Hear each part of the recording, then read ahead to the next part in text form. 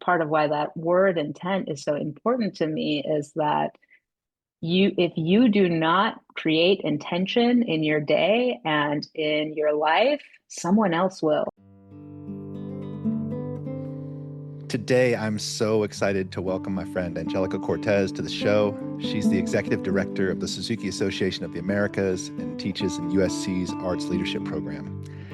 Angelica always brings vision and heart to arts leadership and music education, leaning into access, intention, and community.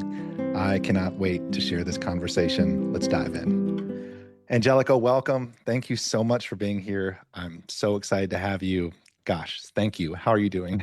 I'm doing great, and it is a total honor and privilege. I feel like I had just the most fun in our conversation, so I'm excited for other people to join in. Yeah, we met at a convention a couple years ago, and I remember I'll never forget this conversation. It was a super vibe moment where we kind of aligned on some of our core principles in existence, and it's been great connecting with you ever since. So I really appreciate your taking the time, and I can't wait to Of dive course. in here. Same So here. yeah, so I was hoping we could begin by maybe just how did you fall in love with music? Like, how did this journey Mm, start for you? I want to go right to it because I don't know that answer yeah. actually. Yeah, I love the question. So my earliest musical memory is actually of my grandpa playing on this like old guitar. I actually still have it.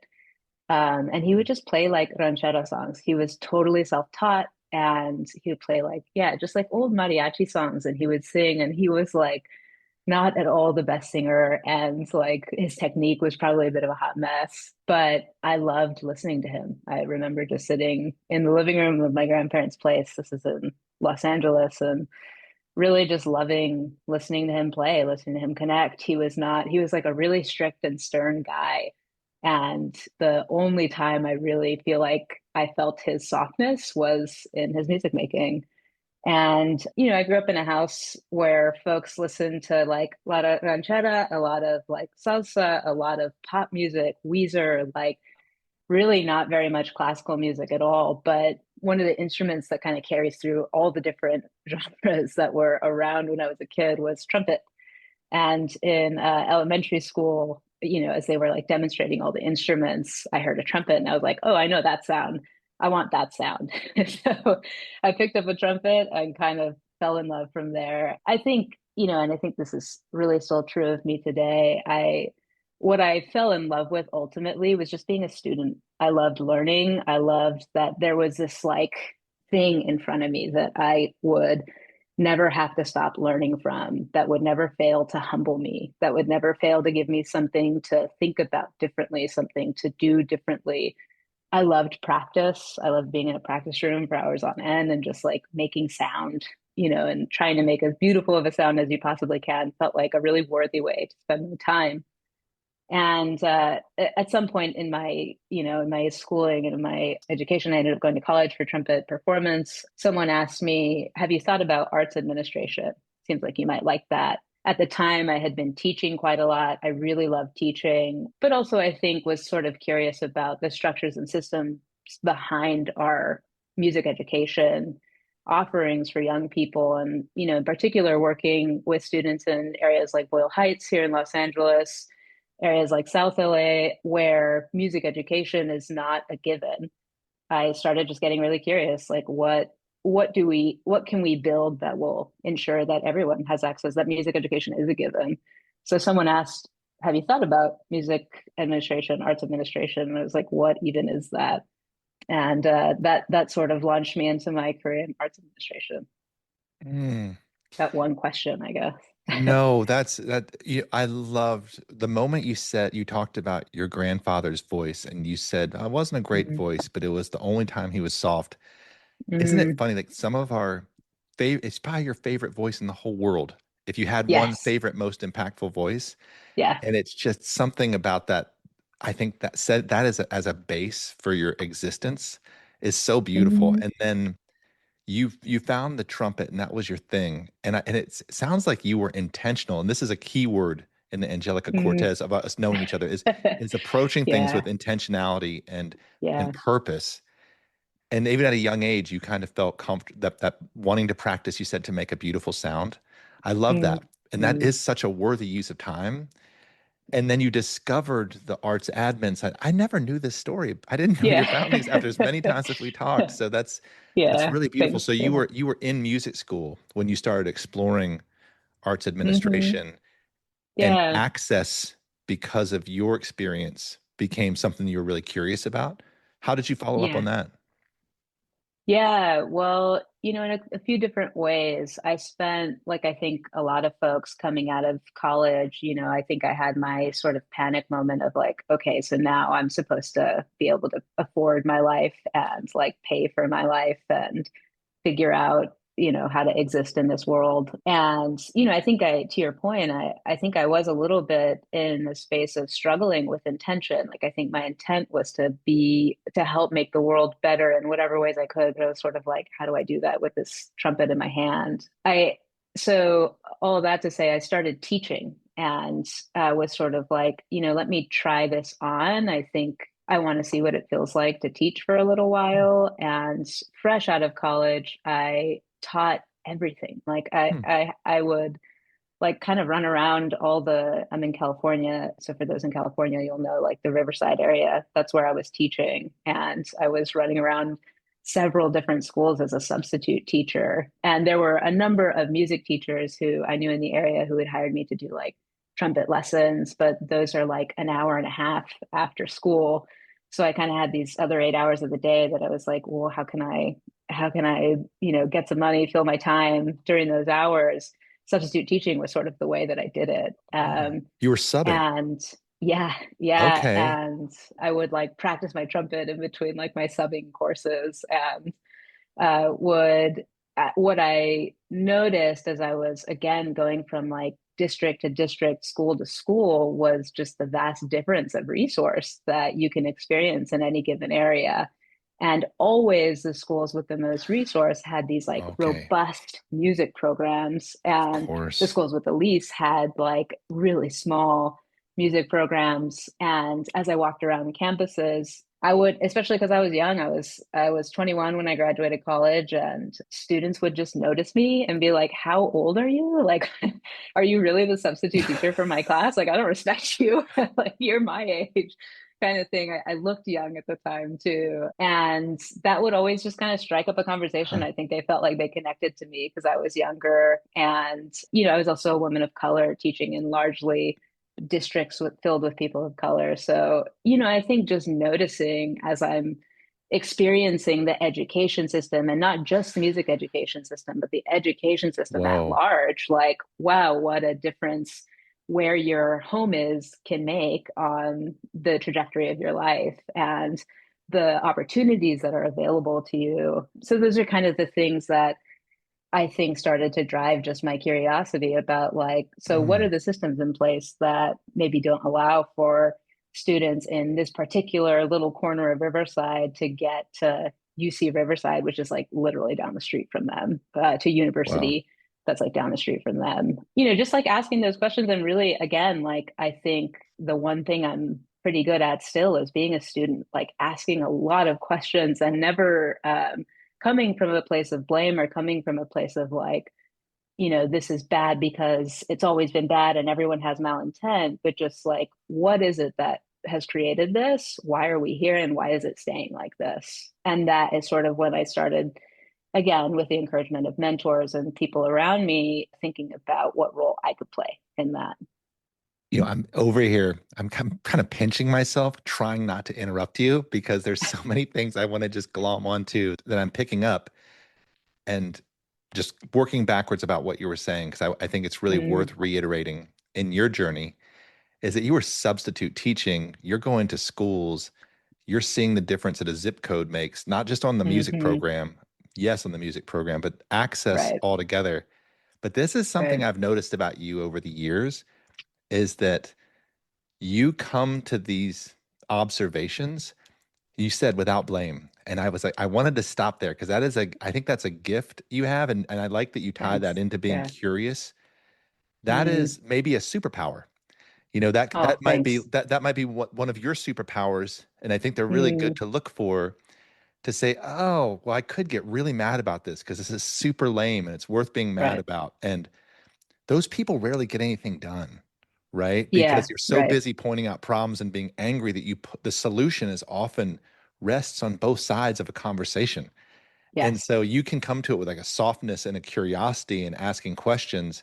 And I have a feeling that was a guiding principle through Mm. your career. And I wanted to just stop on that to mention it because as soon as you said it, it No, kind of thanks. jabbed me in my Yeah. spirit a little bit as a, oh, I see that in how you navigate conversations and how you listen, and how many questions you ask. So Mm. anyway, thanks for sharing that. Keep going. So you're teaching, Yeah. you're curious, you're in this environment where you're really seeing a disparity, and Hmm. then you're becoming. You said you had some mentorship. I wanted to stop you before you went Yeah. too deep into that, but Yeah, thank you. Yeah, please feel free to interrupt me because I feel like I'll take us in a million directions without some guardrail. So yeah, so I've got all those questions and I think as I'm thinking again about the role that I can play, really fortunate an opportunity with the Los Angeles Philharmonic opens up working on a program called YOLA or Youth Orchestra Los Angeles. And the sort of explicit goal of the program was to use music as a tool for social change. So really, actually, I felt it felt just like this amazing kind of magical calling for me to put these interests of like, what are the social structures that prevent young people from accessing music education, and how do I get music education to all those young folks? And how did you hear about that? How did that come to you? that's such a great question. At the time, let's see, I'm going to get dates wrong here, but I was pretty obsessed with Gustavo Dudamel, who was like just the hot ticket conductor of the early aughts, maybe Yep. 2010s. And I think seeing a Latino conductor in Los Angeles, which is like really heavy Latino population, as we know, at the face of this huge institution just felt like the most exciting, amazing thing. And to know that his like explicit interest was to bring music to more young people. Whoa, what a so I was kind of fangirling of Gustavo at the time and continue to really respect and love and adore his work. And I'm so grateful for the program because it made up some of my favorite years of my own work and my own personal journey in arts administration. And like the day to day of that program was managing four local sites that offered music education. The programming was completely free to all students who were involved. We provided instruments. There were several like trips that we did with those students. We did a music camp every summer. We also did like anytime the LA Phil went on tour, we were able to take a group of 10 to 20 YOLA students along with the Phil on tour. There's one big tour that we did in Mexico City where we took 100, like a full orchestra on tour to Mexico City. So there were just like all of these kind of Whoa. amazing, not only was like I getting to like explore and learn about and think creatively about my own mission. But like a lot of the kids I was taking abroad, this was their first time on a plane. So you get to watch, like, I remember my first time, my parents taking me to New York City and just being in awe of the city. And here I was taking a bunch of young people the same way my parents did, to New York City and watching them experience what music can do for you, take you to new places. It can build you relationships with people in Korea, in New York, in Mexico City. So it was just this kind of like magical, if there's any way to fall in love with arts administration, it's definitely working with that particular program and working with young people who are being shown new ideas and new possibilities for their lives through music. Did Gustavo start that program? Was that his He did. Well, brainchild? I think probably him and Deborah Borda would maybe battle out for Okay. the official idea. I think what I would say is I would say no matter what, Gustavo was certainly the inspiration for the program, and I, I think was the it was a big draw for why I think he could have gone anywhere. He could have gone to Chicago. He could have gone to New York. Yes. I think he had a lot of options open to him, but Deborah Borda said she was going to start this program here in LA, and he wound up in LA. Okay. And so you were this is a it seems like culturally important moment on many levels of what's happening is this Absolutely. he is there. This is a significant moment for the Philharmonic and for music in general. Yeah, Like that was kind of it's a big deal. And absolutely. Yeah, I and think it really shook the kind of orchestral world in a yes. lot of ways. Yeah. And I just want to ask one more question. So, when you found that program, what was your first capacity that you were doing with it? When you joined it? Yeah. I love this question because I actually loved my very, very first title at the LA Phil was something like temporary YOLA assistant. Like it was like completely non-committal. Like we want you to work for us, but it is temporary and you are not going to Okay, have an official title. And I think by the time I left, I was like maybe either manager of social innovation or manager of national programs. When I left, I was actually building out the national arm of their YOLA programs, which was fun too. okay. So it was a journey there. You were there. Wow. And Yeah. Yeah. because if you're listening to this, and say you're in music school, getting a performance or Hmm. education degree, or if you're a, looking to pivot into another thing in the arts world, or enter the arts world, it's there are these driving forces. I was hoping that you had a job when you started that was something like that, which was you took it It was. because the opportunity was there Yep. to become part of something that really aligned with your vision. And a lot of Mm, people be like, "Oh, I'm not doing that. What kind of gig is that?" But temp totally. temp YOLO assistant, I mean, that's Yeah, amazing. truly. That'd be a great business card to have. But the curiosity So true. and the questions and the journey, because then now you're in this path. Because this is something I feel like people don't dig into enough. They're like, "Wow, look at you! You're the executive director of Suzuki." But these Yeah. little steps of saying yes to, "Wow, I'm really curious about this. I'll do that, and I'll turn that into this." Um, Hmm. and also, I love that I just never understood this story. When did you meet Gustavo like early in that experience? And you're probably going to start seeing a Yeah. lot more shows and Yeah. you're impacting like young people, which Hmm. that must have just felt so fulfilling. Those three things. Yeah. It's like a hero you're meeting. Hopefully when you meet your Hmm. hero, he was a cool one. Yeah. Absolutely. Yeah, I think, there were so many things about that job, to your point, that just like so filled me. And yeah, I definitely, I think I could have looked at that job and been like, no way. But I wanted the opportunity to really contribute to something meaningful. And this was that opportunity. It was amazing working with Gustavo. Certainly, I'll be direct that it's not like he and I were like the best of friends hanging out all the time, but he was absolutely around to inspire the kids and to inspire us, those of us who are working on the program, and to keep challenging us to make the program as best as it could possibly be. The other thing I'll say is the environment at the Phil was one of like really high artistic quality, really high excellence. And in particular, it's first and foremost presenting organization. It's an orchestral organization, and we would have these like amazing opportunities for the kids to be side by side on stage at the Hollywood Bowl with like the LA Phil and all of these amazing artists like that, they and I listened to growing up. Some of the sounds of like my childhood, Los Angeles Azules was this group, this cumbia band that was around when I was a kid, and all of a sudden I've got 15 kids performing alongside them and the Phil on stage.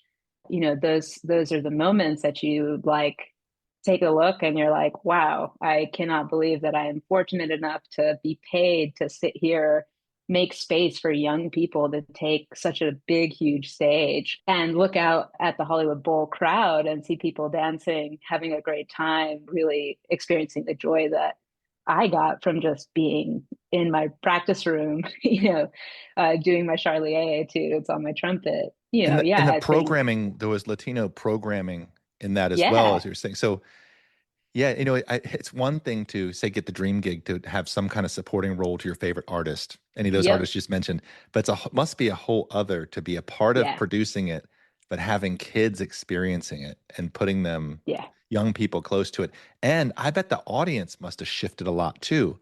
I didn't ever think about that, but as that new for sure. programming came in, you're probably Yep. seeing different faces in the audience, and Absolutely. that must have really Yeah, inspired you too. absolutely. It still does. And I think the LA Phil still does inspire me in a Yes. lot of ways for that reason, that they are committed to making sure that that orchestra is not just playing Beethoven, but actually that orchestra can back up literally any major artist that comes on stage. They played Coachella. I think there's a lot of maybe negative response to a lot of major orchestras. And I think it's in part because of their resistance to acknowledge, accept, celebrate different forms of music.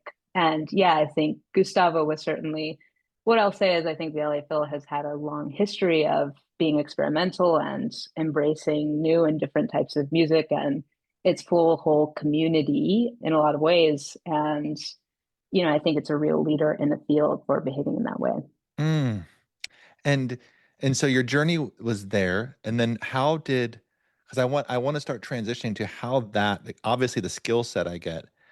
How did that, what happened from between there and what you're doing now? That's yeah, what was Yeah, that? I think, as I started working at the LA Phil, more questions pop up, and I think I just continue to follow questions. So some of the questions that came up, I think while I was like still love and adore the LA Phil, I want to preface with that, and go to those concerts all the time, and it will forever, I think, be my biased favorite orchestra. But as I started working there, I think one of the questions that and challenges that's certainly not unique to the Phil, but I think unique to education programs that exist within larger kind of performing arts organizations is the program that we're doing for the purpose of benefiting young people? Is it for the purpose of making sure that orchestras survive?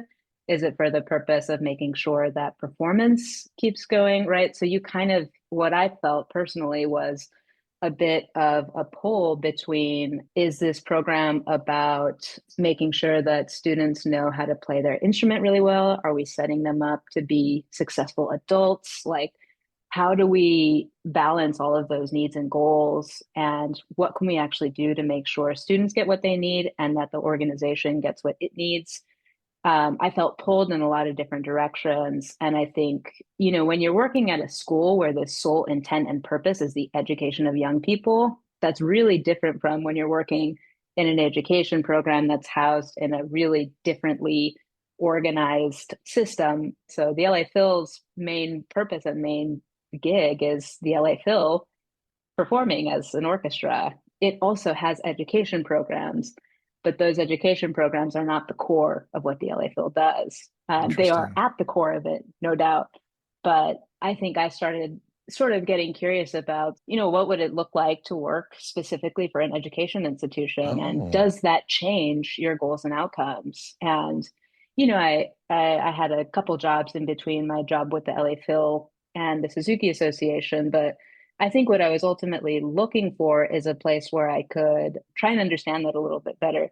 Does education really change if you're working for the sole intent and purpose of education? I don't, and at the time too, it was 2020, the pandemic had just hit. So I think I was kind of ready to shift and try something new on. I became interim CEO of El Sistema USA and did that for a few months before eventually landing here with the Suzuki Association. I think I'll just name one more thing before I talk about my pivot here, because it's all much clearer now, of course, in hindsight. I think one of the other things that we struggled with while I was working at YOLA was teacher education. Everyone wants to support young people and students really directly, but teachers always get left behind in that math and in that equation. So, what can I do to actually support teachers and make sure that they're the ones thriving? Because if you have a group of really unhappy teachers, you know this just as well as I do, yes. really Wow. tough to make sure young people have a good experience. But it felt just absolutely impossible to try and figure out how to support teachers. It felt like a big kind of knot to try and undo. And I saw in the Suzuki Association a real opportunity to get to know teachers and to understand what unique needs they had, to understand what actual challenges they were facing, to really make sure students have really compelling and interesting artistic experiences. So, all that to say, as I started asking those questions, I kind of found this amazing home to really explore all of them in. Y- Wow. I'm so glad you said that. So you're looking at the strata of Mm-hmm. culture, right? And I Yeah. loved how you said the organization what its mission is and what is at its core and what is its core. Hmm. And if you look at the teachers in all that, you got the students, you've got the performing arts organizations, all of those, you've got the audiences. The teachers are on the front lines. They are the people. Like, I love how you brought that up, that those people in the classroom or in the studio that are welcoming people in, those kids, that is their day-to-day experience that makes Yeah. them glom onto it. And now that just makes Hmm. total sense that you noticed that in that level and you became curious about that. It's almost like the niche of that layer and what makes a healthy culture. Yep. And I can see, and Suzuki does that. That's what they do. They lift up and they Yeah. train and they build and they support the teaching side of it and the parent and the student side. But wow, that is really interesting. Thanks for sharing that. Yeah, keep going. I didn't mean to Yeah, stop of you, but I course. wanted just to let everybody No. take a breath and listen because Yeah. what happens is people hear these stories and you always relate it to yourself. And maybe that's just me, Hmm. but you make it, how can we No, make this yeah. about me? And you're like, oh Yeah. yeah, the Yeah. lesson is Yes. you're following curiosity, Yeah. you're looking and you're seeing these opportunities, but also where you align as a person. And I keep coming back to this vision of your grandfather that I can't shake at the Yeah. very beginning of it Yeah. all. And I just think it's a really beautiful journey, and that's how you found yourself at Suzuki. Yeah, so keep going with that. Yeah. So I think there aren't very many music teachers who will tell you that their explicit goal is to make sure their kid gets into Juilliard. I think there are some and they do that, and that is like their one thing, and you go to them for that. But for the vast majority of teachers, teachers are really interested in helping young people discover themselves, just discover, stay curious, learn who they are, to give them space to really think about who they want to be and why they are the way they are. And, Suzuki, that was sort of Suzuki's mission. And Dr. Suzuki, I'm speaking of course, now, who founded the Suzuki method. Again, speaking of people who are inspiring to me and who move me and continue to give me more questions to grapple with. The method of Suzuki and the practice of learning music in this particular way, I've found so fascinating. And I feel, yeah, just endlessly grateful to work for an association focused on and centered around teachers. I feel endlessly grateful for teachers who continue doing the work of education. And I think I'm in a place now. Obviously, I have my own teaching practice. You mentioned I'm at USC, but I think my curiosity now within the Suzuki Association is really about what can I do to improve the lives of teachers, and in particular, music teachers. What can I do right now to ensure that music education stays in schools, given how quickly we'll see the way AI is going to change education systems and structures, right? And given how much less young people are interacting with each other, what can we do with music to help young people actually stay engaged with each other, stay connected to each other? We were just talking a little while ago about how important it is that we connect with one another. And I think part of why I found our conversation so valuable is that you're another leader that I can think through issues with. I think a lot of music teachers spend a lot of time on their own and really with just their parents and their students. And I think associations have a really important role to play right now in making sure that people, whether it's a parent or a student or a teacher, stay connected. Mm. So that's sort of what I think I'm working on right now. And I think I could probably list 1,000 more questions that I have about the how and where and the why of what we do. But that's sort of how I landed here and what continues to keep me moving on this role. Wow. So you mentioned a bunch of things that you're focused on and what you're doing in this role, but you started by mentioning um, how how teachers. I'm gonna make sure I say this right. Their goal isn't to get a kid into Juilliard. Their goal is to you said to discover themselves, and that was Mm, the first thing you said, and I loved that. And you talked about the things that you're doing and the things that you're focused on, and you listed a few, but the one at the end you mentioned is supporting teachers in creating connections and leaning into those connections. Can you and the importance of the arts organization or the organization that they're a part of to support that?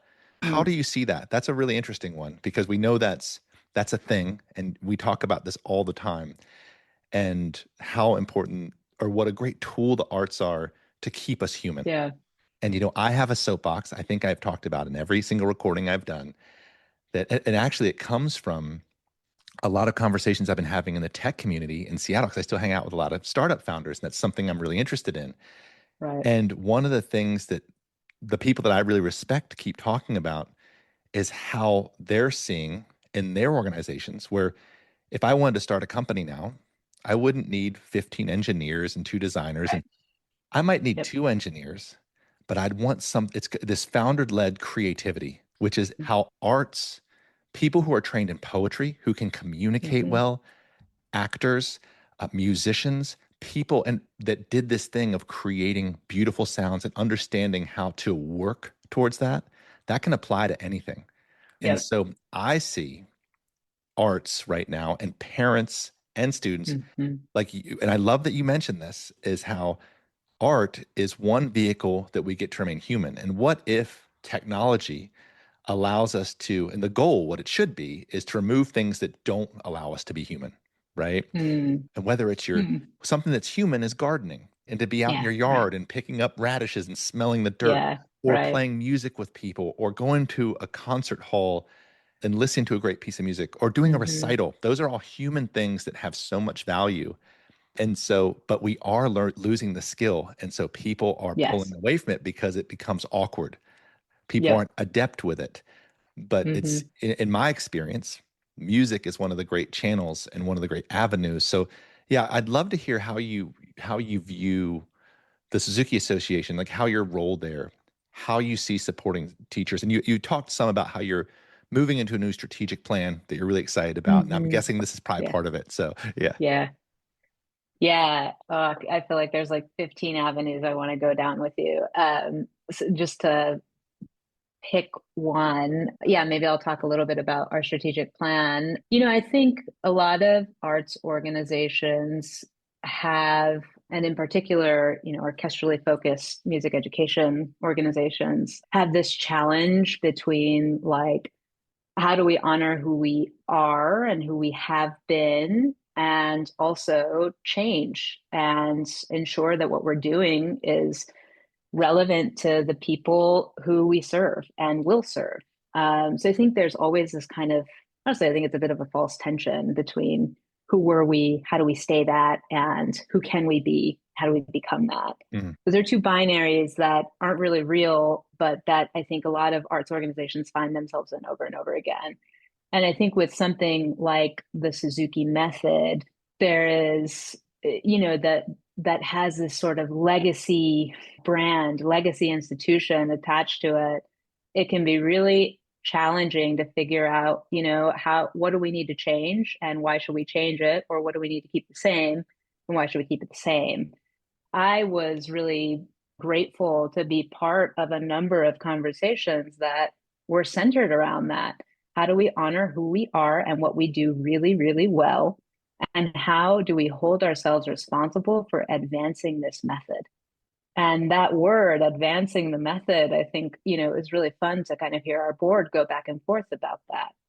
What do we need to advance? What needs to change? And to your point, I think, music is an analog way of learning. It's tactile, it's deeply human. And you go to a concert because you hope to feel moved. You go to a concert and listen to people play their instruments because you hope to feel and to connect with all the people singing around you, or to watch a cellist just like totally nail something that is just like the hardest thing in the world, and you're like kind of at the edge of your seat hoping they do it, and when they do, it's just like you have that feeling in your full body of, oh my gosh, music is magic. And I think a lot of teachers, to your point, do what they do because they're hoping to give young people that experience. And those experiences are the ones that, when you're a young person on stage with 100 other kids, and you know that there's this one part in the piece that you guys might screw up, but you're hoping that you as a group can kind of get through it together. and you have the experience of getting through the challenging musical piece that you studied for the last 6 months, playing it in front of, your parents and people that you love. What a deeply human and deeply important experience to learn that you can play alongside other people, that you can trust other people to meet you, that if you do hit a wrong note, it's okay because the person next to you got you. Those are the things that I think, I know I went on a little bit of a tangent there, No, but it's beautiful. I think those are, I think that more and more arts organizations are going to have to struggle with these questions. Like the world around us is changing and it's going to change much more quickly in the years ahead. So, what is most important to us? And what can we do with other music and arts organizations to position ourselves such that not if, but when AI changes education, we are ready to make sure that young people and their teachers have continue to have those experiences, continue to connect with one another, continue to make music Mm. despite the differences between the people they're sitting next to. I think music and arts in general can be a way that we ensure that connection continues to happen amongst young people and amongst educators. But I think if we don't do a lot of work collectively and build coalitions to make sure of that, then we'll lose out on all of these amazing gifts that you and I know are just so important to the world. Yeah, and the message, and I think the messaging, and in the short, you just gave that description of seeing the cellist or performing on a piece with 100 other people that you worked on for 6 months. The real message comes in there too, as you're talking about Suzuki especially. And I want to just go on a quick side note, but I'll come back to that in a second. Is those are the things that you get. It's not just like, hey, you need to play music to get into college, right? Because I feel like there You're was a right. period where Yeah. people were just crazy Yeah. about having their kids play violins, they get into college or whatever that thing was, right? And Right. as part of what makes good parenting. And but now it's like, here's how to communicate, here's how to be expressive, here's how to name your emotions. And Mm-hmm. I think, because what I see a lot of, I talk with a lot of teachers that I feel they're burned out for good reason, whether they Yes. don't feel connection in the Yep. classroom. But if I Mm-hmm. were able to give them feedback, which sometimes I feel comfortable and sometimes I don't, often the burnout Mm-hmm. aligns with a loss of the first thing you said, which was that Yeah. joy of seeing passing on music and losing that alignment to it. And the message of what you just talked about, if that is the if as your job as a perform as an arts administrator and a leader is to find ways Mm-hmm. to encourage these teachers to not remember, but to realign with that on your day to day, Yeah. because then the Yeah. path is so joyful and then you remember why Mm-hmm. you're doing it, and it's not because you Yep. didn't get your dream gig and you're teaching. Yep. It's because Yep. and if you haven't read it, you recommended before I did a presentation for the Suzuki Association about business or something, and you recommended this Yeah. book called Suzuki by Arihata. Did I pronounce that correct? Is that That's exactly right. Yeah. Ariota. and Yeah. so I started reading this, just researching for, and I had this like 30 slide deck, and I knew exactly what I was going to talk about. I erased the entire thing and started over because that book, what really, it was it's a beautiful book. It's just written so well, but the way it told the story of Suzuki filled my heart with reminding me why I love to teach so much. I mean, I've been Mm-hmm. teaching forever, my Mm-hmm. third generation, and it realigned me in a way of how I wanted to work that was just so, as a guitar teacher, so profoundly. And I left that book, and then how I actually presented that course, feeling that Suzuki's so modern right Yeah. now, because Right. what that's doing, get the parent in the classroom, focus on listening. Mm-hmm. Mm-hmm. This mistakes are happening, and that's part of life. It's a Zen Yeah. exercise, right? To Yeah. hear that. Absolutely. And so I was so I'm going to put that book in the notes, because I think that if you work in music, if you're an educator, Yeah. it's just one Yeah. of those things that it's so well written, it's so beautiful. And I was so glad you shared that with me. But all those things kind of tie in to how Suzuki does feel modern. And it's a good Mm-hmm. moment for it. And there's a huge opportunity. And you're now seeing your work as supporting these teachers.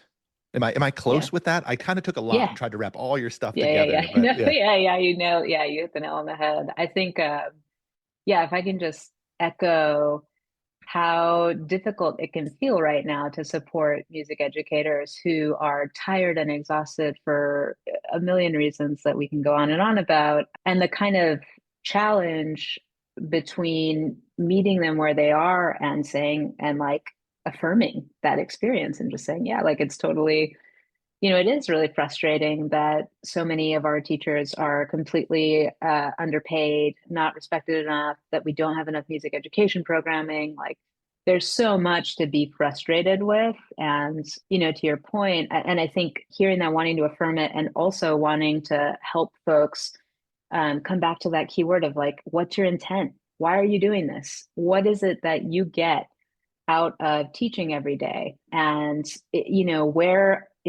what's the gap between your intent and what's actually happening? What can you do to help kind of fill that gap? Oh, can And you can you just say I that think again? Just because that's good. You said what's the gap between just say that your back. what your intent is and what's not happening, what you're not getting out of what your gig is, whatever it is, whether that's your studio and maybe you want, more students in your studio. And okay, so like your intent is to have a really robust studio.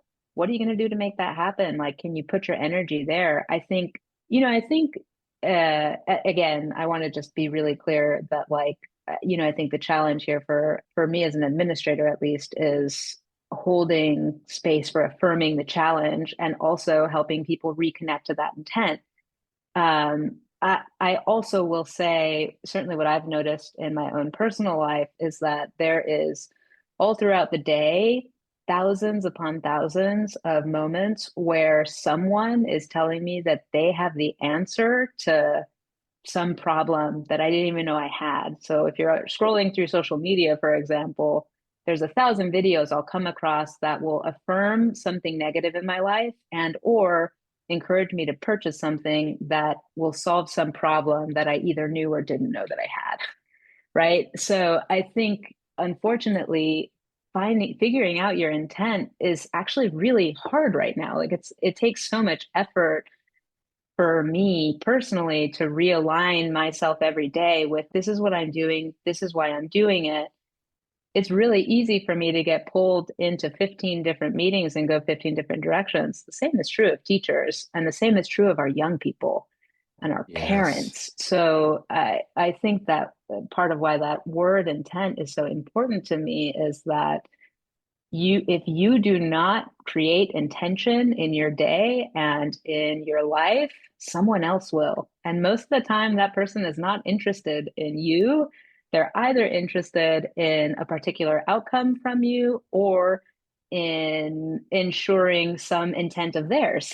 I think really helping teachers right now, music is fundamentally about connection. I think Suzuki got that right really from the start. He honed in on the fundamentals of just human connection through this method.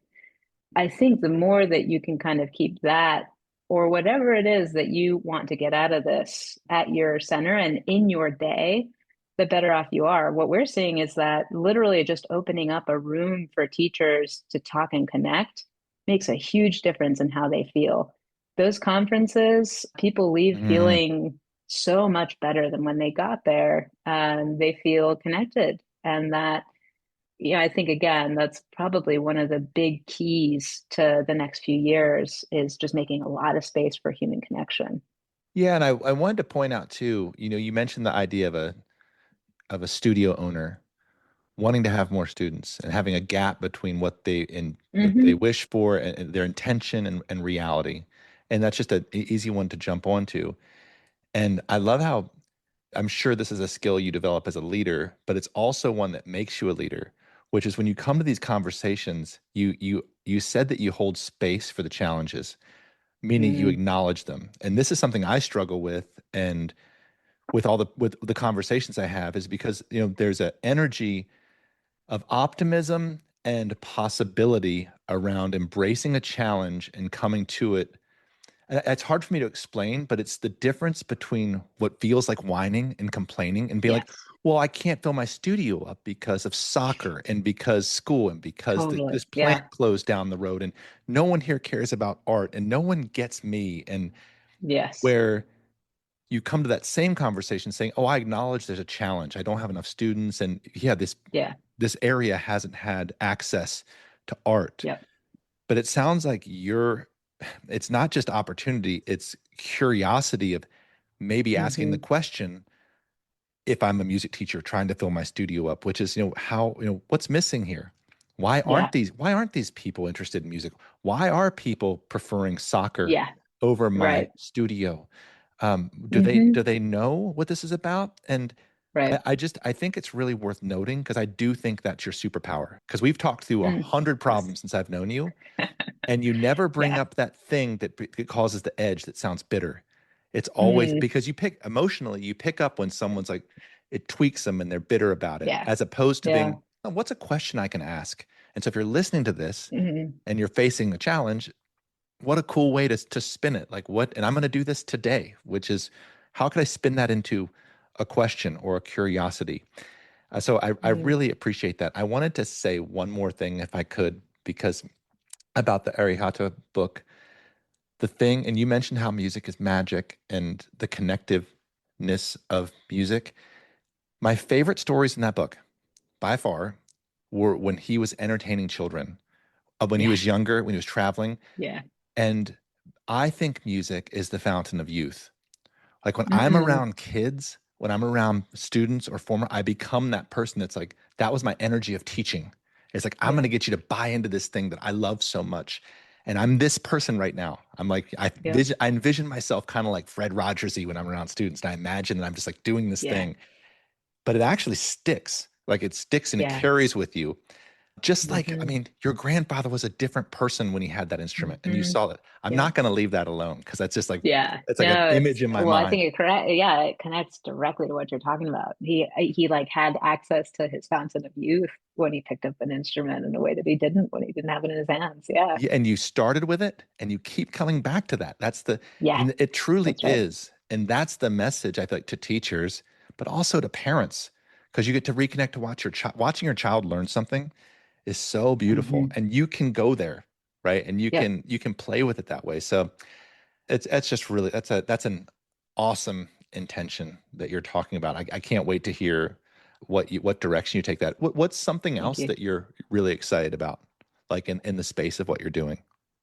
Oh, I appreciate that question. I guess I would mention we partnered with the American String Teachers Association, ASTA, Mhm. to put on we have a biannual conference, they have an annual conference. And, we were just coming out of COVID when I started and trying to figure out how we can put together our next event, given the tentativeness of people traveling, given, the sort of tentativeness of the moment. And I connected with Lynn Tuttle, who's the executive director of ASTA. And long story short, we ended up partnering to put our conferences together. And I'll say two things. One is the whole thing just completely reminded me of the importance of collaboration. Again, it's us embodying connection yet again, which proved to be incredibly successful. Both of us had more attendees than we'd ever had before, which meant also that we could offer sponsors better connection points to members, parents, students, and to have Asta's focus is obviously on strings. Our organization is primarily made up of strings, but we also have several other instruments that we support. And to have all of that under one roof and to again watch teachers who have been members of both associations for several years have them get the experience of like seeing their worlds kind of meet all at once was really special and really great. So I think it's a really, we're starting to get curious about who else we can partner with because, again, I think not only to honor and acknowledge the importance of music as a connection, but also to think ahead in the years to come. The more connected we are and the more we collaborate together, the more we stand a chance to impact change and to ensure Mm. that this continues to remain part of young people's lives. Wow. Yeah, I would share that I'm really excited to think both as part of our strategic planning process and as current partners with ASTA about who else we can partner with to really make sure that this remains a staple in young people's lives. Yeah, and we met right when you were launching Yeah, that. And so that was, yeah, And as someone who's worked the booth at a couple of those with a company, I felt the same way because I thought the conversations that just naturally occur Mm. were so great because it really, I mean, I guess my question for you is because it obviously works. It's a great use of resources. It does bring people together. And I always kind of, conferences are always a vibe check. You're like, oh, Yeah. it was a really great vibe of having these people who were Yeah. similar, but a little bit different. And Hmm. when you were doing that, because that's kind of a big jump. You're making this leap. You have this idea to Yeah. say, why don't we try this together? Was there a fear in your Oh my heart at gosh. all of like, yeah, I mean, you're doing stuff it's Yeah. kind of radical. Like that's not normal. Was that was what was Yeah. Yes. The answer to your question is I was terrified. I think, yeah, that's one of the big things I think as a leader that you kind of grapple with at all times. How much change can I affect without putting the organization at risk, basically? And, certainly I think my big fear in that was dishonoring the uniqueness of Suzuki. That was the last worse? thing I wanted to do. And at the same time, I think, I thought the pros outweighed the cons. And, I think, we're several years out of it now, Hmm. and so I can confidently say it was the right decision. However, it's like a this was my first full-time executive director role, and those first 2 years were really terrifying, because Hello. you're yes, exactly right. Yeah, I think I had a mentor once tell me, like, if you're not a little bit afraid, then you're probably a little too complacent, Oh, which is helpful. if you're And not a little bit afraid or a lot yeah, afraid, oh, you're right, probably right. Then you're complacent. probably just a little too complacent. And I hold Oh, that, I think I try to make sure I have a lot of time in my day where I feel calm and centered to make sure I bring my best self to my work. And on the other hand, I think I try and make sure too that I find moments and places where I feel challenge, fear, so that I know I'm not just stagnant and staying still. yes. Sorry, and you're applying those decisions and these ideas and the creative process of all to these things. How can we support the teachers? How can we, Mm, secure the yeah, future of music education? How can we continue this great legacy, this right, beautiful legacy, and focus on the core of what's timely? And right. that's the great opportunity that you have is that those fundamentals are super timely now. And I'm sure Right. you lean into that, but you're doing thing. It was a risk, right? You're taking a Yeah, you're yeah, coming in to an organization that's very established, and yeah. and also it's very how things have always been done, right? That's kind of that's the That's vibe. that's And exactly right. Yeah. breathing new life into an idea can often be seen as, I'm sure, maybe threatening or risk to a risk adverse organization. And so you have to take those risks. And I'm mentioning that because at any point in anyone's career, you do have to do scary things.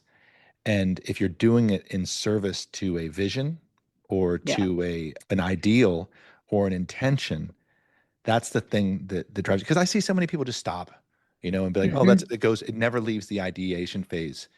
Yeah. And it's so beautiful how you're able to do that and be bold. And I know you got to be scared sometimes, but you come across as calm and Yeah. curious. Pretty frequently. Right. Yeah, but that is it's not a coping mechanism. It's a great way of navigating. It's a tool to use questions and Hmm. self-reflection. Is this aligning with my values and my intention? Right. And you do that day to day. And I love how you said you make space to bring your best self to your work. And I know we're running out of time, and you're just gonna have to come No back because worries. I feel like we're just starting to Yeah. we Yeah. could just do this all I day. I So fun. cannot wait to come back. Yeah. By And the if I way, can just oh, like go ahead. add just one, I'm so sorry, just one more No. note to the fear thing. What a great place to get curious. I had a trumpet teacher, Crystal, who I love and who said to me and a group of students once, the best response to when you mess up on stage is how fascinating. How fascinating. Just those two words. And it kind of just like disarms the whole thing, right? Like I had screwed up, yes. How fascinating. what made me mess that up? Just really, and again, it's the same thing with the fears that pop up. Like, how fascinating. I'm really terrified to do this thing that in my gut feels so important and right. What am I actually scared of? Can I get like again, like all of those, I think the my personal favorite leaders are really curious about the feelings that they get from all of what they're doing. Yeah. And they're emotional, and that they're Hmm. emotional in the way that they're sensitive to what they're picking up. And but the skill is how you project it. And so Yeah, and I think that's the skillful means, is to be able to right. process these things, to be aware, to sense the challenges, and yet still, as a leader, you often have to sometimes pretend you know what you're doing when you don't, Yeah. or Yeah. give confidence to Yeah. the people around you. And that's really hard. And that's Yeah. the difference between someone who has that ability. And I think it can be developed, but a lot of it's intrinsic. And in your case, I love how it stems off this idea of your natural way of being, of curiosity. And I just keep coming back Hmm. to it because that's the theme of this talk, right? We've learned so much, not just about your journey, but you've given us a lot of your secrets to your superpower, right? And it's like Thanks. these Thanks. are Yeah. things that are you might see in yourself. And every by the way, every time that we have ever talked, it's always like this. It's just like, whoa, Yeah. it's Yeah. I huge. know. Yeah. I It's knew today true. was going to be amazing. And I know that we're nearly out of time. And I really hope that I can have you back because I feel like we just started this convo. But Literally anytime. before we wrap it up, is there in your vision and what you're curious about, and you talked a little bit about how you're supporting teachers, but what do you see? You said AI is going to change music, it's changing music education. Mm. What's your personal vision for what you see 5 years out? How do you imagine what this scene will be like? Or do you have, I guess I should say, what's your curiosity about what that's going to be? Yeah, I think my curiosity at the moment is like, what can I do to ensure that teachers, students, parents thrive in 5 years? Right. So, I don't, a couple colleagues and I were discussing this a few days ago. I don't think it's totally crazy to start thinking about or picturing a world where a lot of young people are learning from AI and, perhaps even learning from home from AI.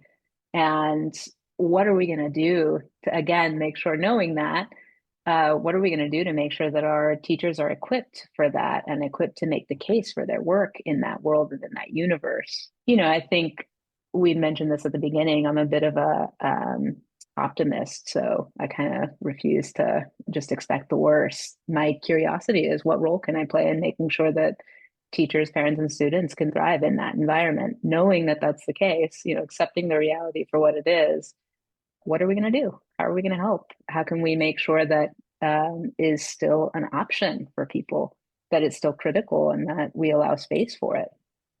Yes, because I think you're right in that AI is going to be capable of analyzing your Hmm. playing, of probably being Yeah, meticulous right. about your technique, of being Yep. able to advise on musical phrases. I mean, it's going to get there, and that's a given.